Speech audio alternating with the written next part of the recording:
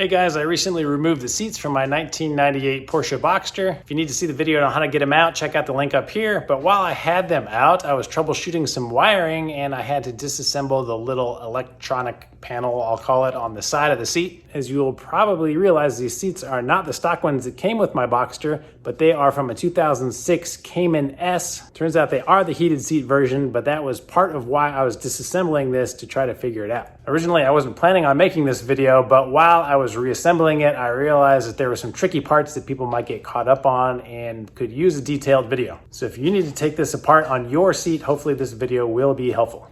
If you removed your seats like I did when they were all the way in the back position, you will need to pull up on this lever to release this bar because it will be covering that up and you won't be able to reach it.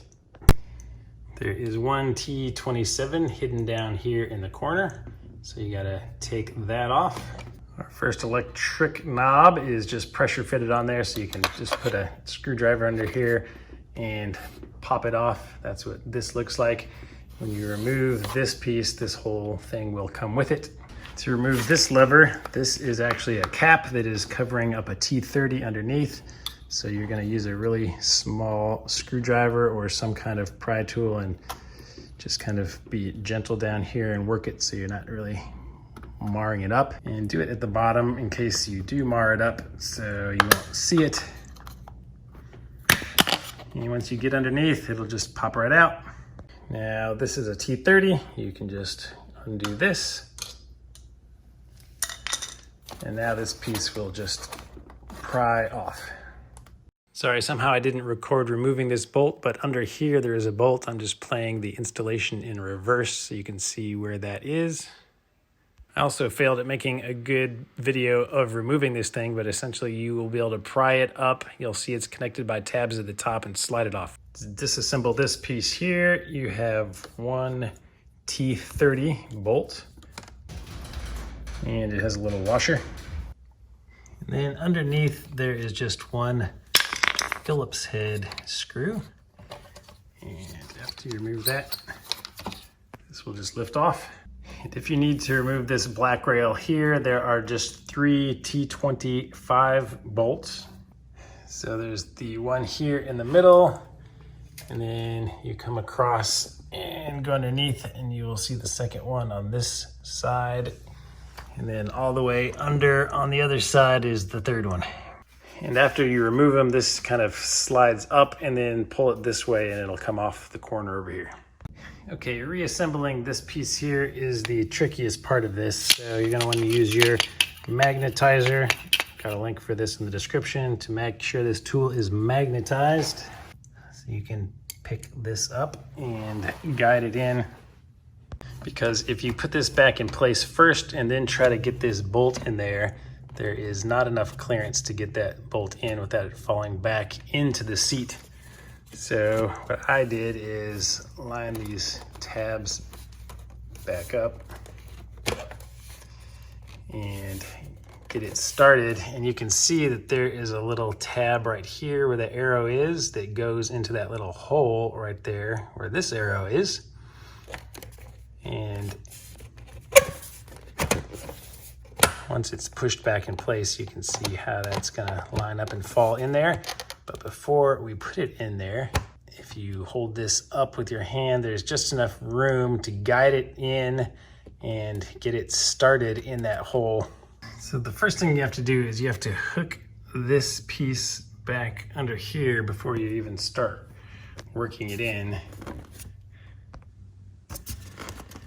And then just kind of pray.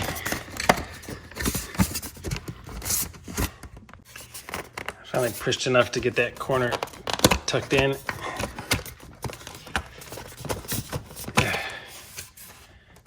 And then just work it back. It is not that easy, but it will fit. Now I had to use my magnetizer, get this stuck on there, and with it still up, you can see that it's not lined up. That pin is not lined up into the hole yet. It is raised up just enough with some light here. And I can just barely fit that in.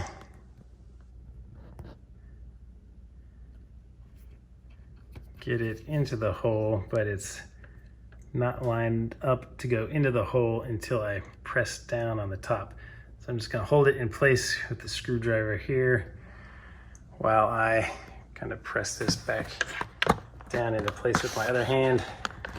So it's lined up. So I was holding this with this hand and just smacking this from this side to get it all the way pushed in over here, lined up, and that pin finally dropped in the slot. Well, it's almost in the slot now. So if I bang it a little bit more, now it's in the slot and it's all the way flush. And I still have this on the bolt so I can tighten it now.